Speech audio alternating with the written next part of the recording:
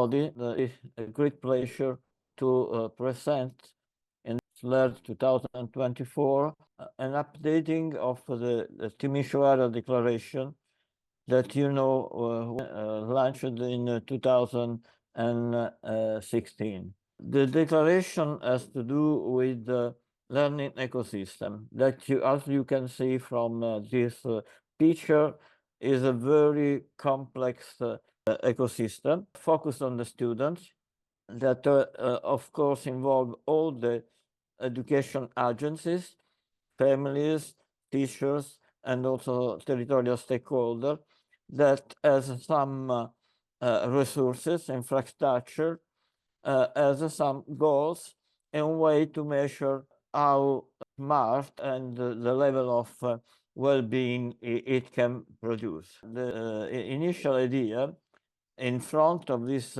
very complex ecosystem was to ask how can learning ecosystem become smarter than what they are. And so following this question, we try to give an answer with the first declaration, the Timisoara 1, is entitled Better Learning for a Better World through People-Centered Smart Learning Ecosystem.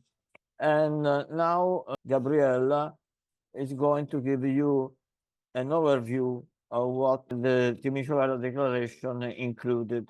Thank you very much, Carlo. The key point behind the Timisoara Declaration was the concept of ecosystem, learning ecosystem, and smart learning ecosystem.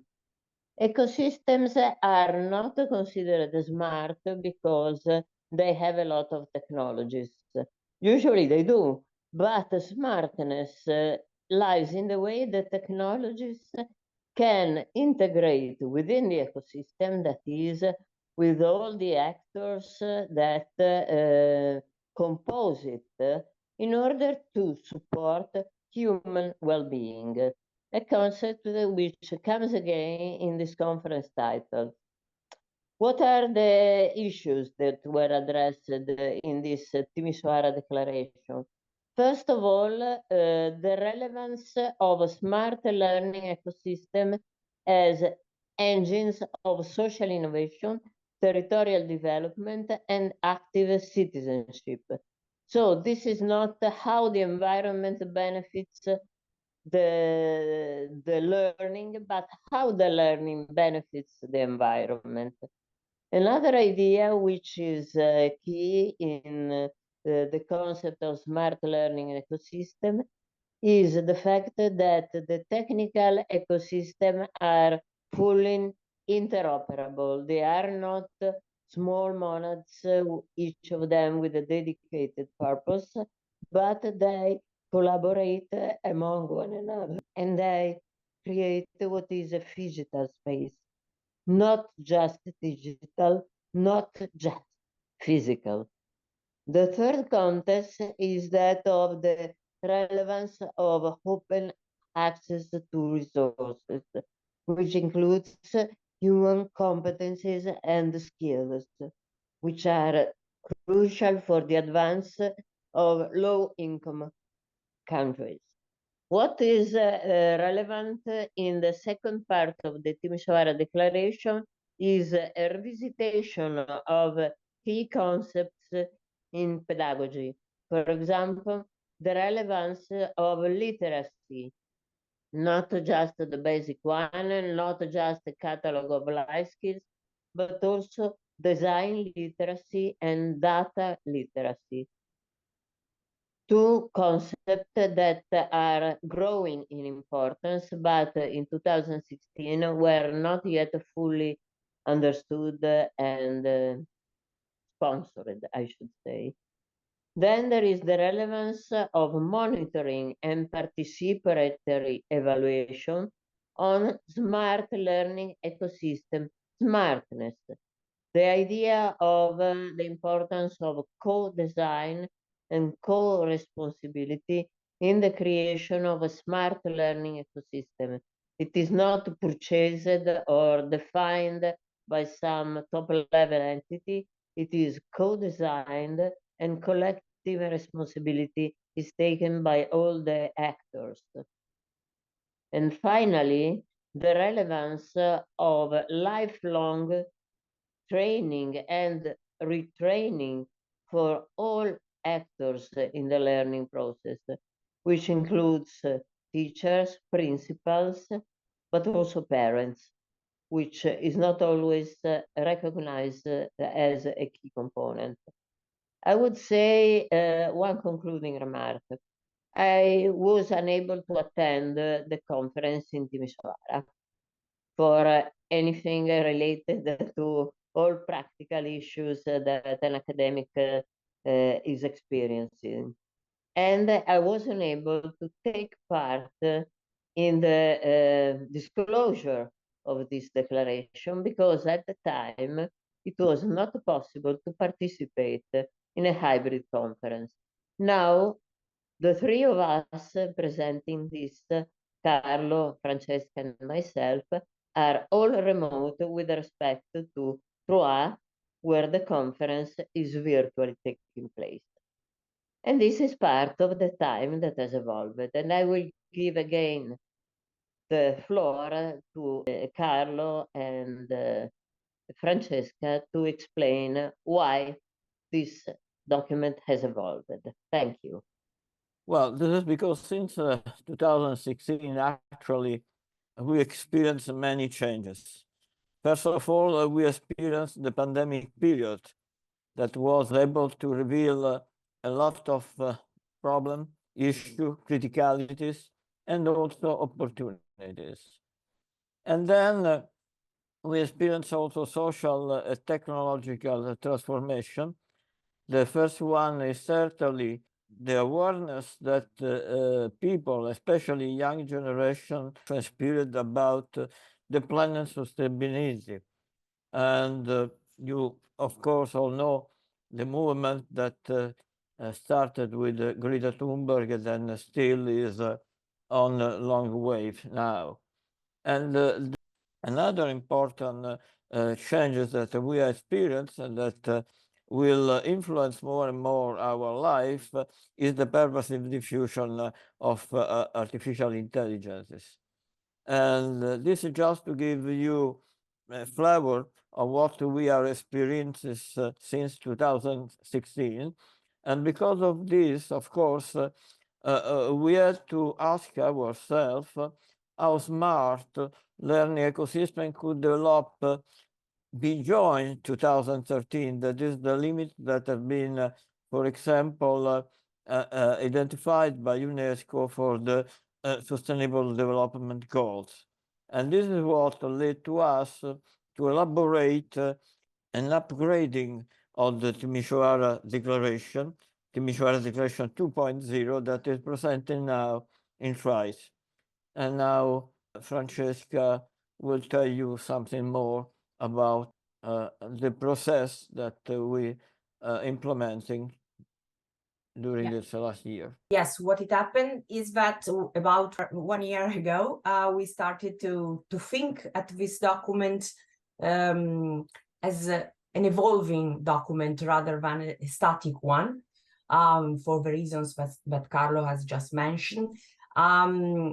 And this new document, I think, is more oriented to capture the transformations and the evolution that we envisage that should happen or will happen in the future years. So basically, we started to revise and update the document, producing a new one, which is composed by an executive summary, a premise that gives a little bit of a background in respect to the original Timisoara Declaration. Then we identify 7 key topics that will be illustrated in a moment. And then we ended the document with a number of recommendations. So we are very glad and honored to say that this document up to now have been signed by a total of 8 associations. And it has been translated into 9 languages, thanks to the contribution of 13 colleagues that volunteered to make the translation. In terms of the societies who agreed to sign the declaration, and also contributed by providing us with the feedback and comments on the document that we proposed them. We have the Asia Pacific Society for Computers and Education, the International Artificial Intelligence and Education Society, the International Society of Learning Sciences, the Society for Learning Analytics Research, and these are all international, along with SLERD, are all international association. And then we have 3 national association: l'Associazione Nazionale Dirigenti Pubblici della Professione della Scuola, which is an Italian association of a school principal, let's say. Then we have the Association de Technologie de l'Information pour l'Éducation et la Formation, which is based in France. And then we have the Collaborative Knowledge Building Group, which is based in Italy. I would like to mention you that most of these signatures were collected in the context of the International Alliance to Advanced Learning in the Digital Era, which is sort of aggregation of international society, as you can see in this slide, where we discussed a lot the document.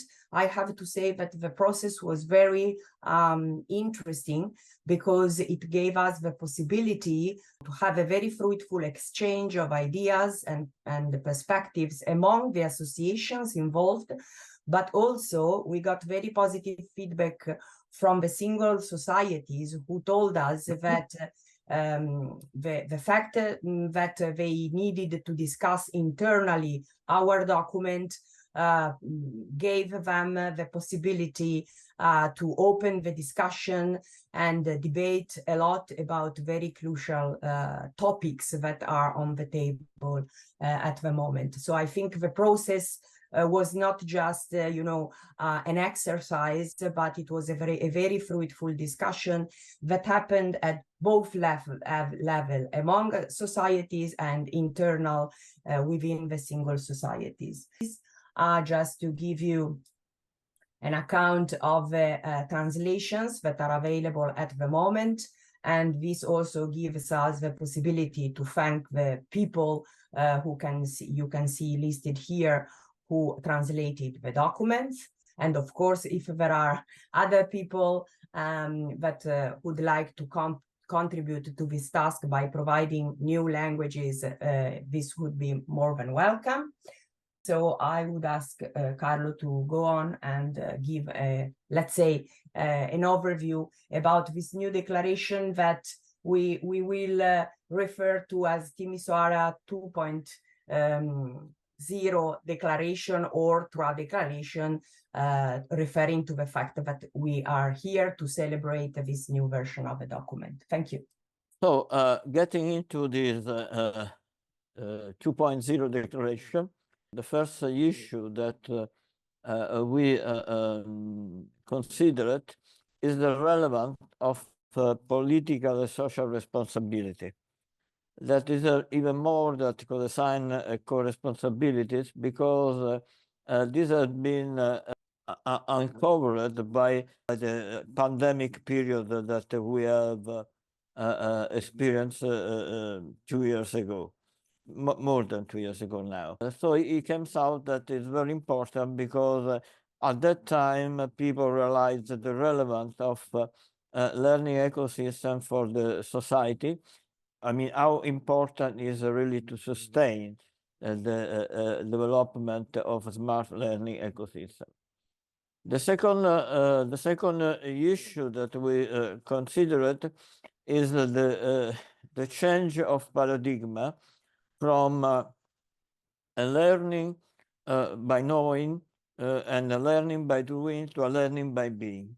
This basically has to do with the competence-based learning. I mean, the relevance of competences were already taken into consideration during the previous declaration, but here we perform a step behind, and we go toward a learning paradigm that should be based on development of competences. So for example, you may imagine not to have any longer classes, based on the age, but based on the level of competence that are acquired by the students. Then the third issue that we consider is the responsible use of resources. A learning ecosystem needs resources, needs infrastructure, but also the enlarged learning ecosystem, let's say in relationship with the territory, with the society, needs to pay attention to resources.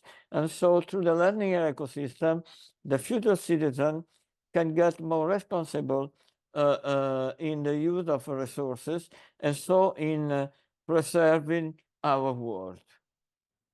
This is especially very important if we consider the twin transition that we are experiencing in these years. Then we had a section dedicated to usage of artificial intelligence that should be, of course, ethical, but also that should be accompanied by a critical attitude.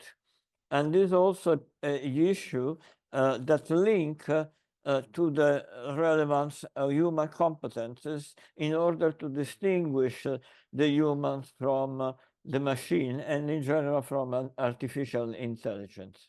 Another issue is the supporting of smart learning ecosystem can provide to the people well-being. And of course, first of all, those of the students, but then we have to consider all the actors that are involved in learning processes. So you may consider teachers, you may consider, of course, principal, you may consider technician, you may consider families, parents, and you can consider all territorial stakeholders. This is very relevant because well-being is really the goal that we should try to achieve. And so connected to that, there is the relevance of measuring the path toward the achievement of the well-being. That is very important to provide the food for a plan of improvements and also for the social accountability of the learning ecosystem. Finally, we have included another issue that go beyond what we considered during the previous declaration. That was the interoperability of technosphere. Now we go a little bit farther because now we have to consider really the full integration of physical digital elements in order to produce not just spaces, but digital places. I mean, that has the memory of our cultural DNA. And from all this issue, we also try to elaborate some recommendation that follow the description of the issue. Has to do with the need to raise awareness among teachers, researchers, politicians, and policymakers overall. Of course, to go beyond the school factory model. So to not any longer a chain production in which the students are passed from one classroom to the next one just on the basis of age. So to embrace the learning by being paradigm. And then, of course, we should try to foster a sense of responsibility about preservation of the well-being of the society and possibly of the entire world. And also to develop awareness about the difference between human and artificial intelligence, as well as about the potentialities that such technology offer for integration, collaboration, and but also a critical perspective about the consequences that such technology may have on long term and on the society. Then also it's important to foster the culture of participation in order to, as we said before, to evaluate the well-being of actors involved in learning processes. together, as we have said, with co-design, co-responsibility, social accountability, etc.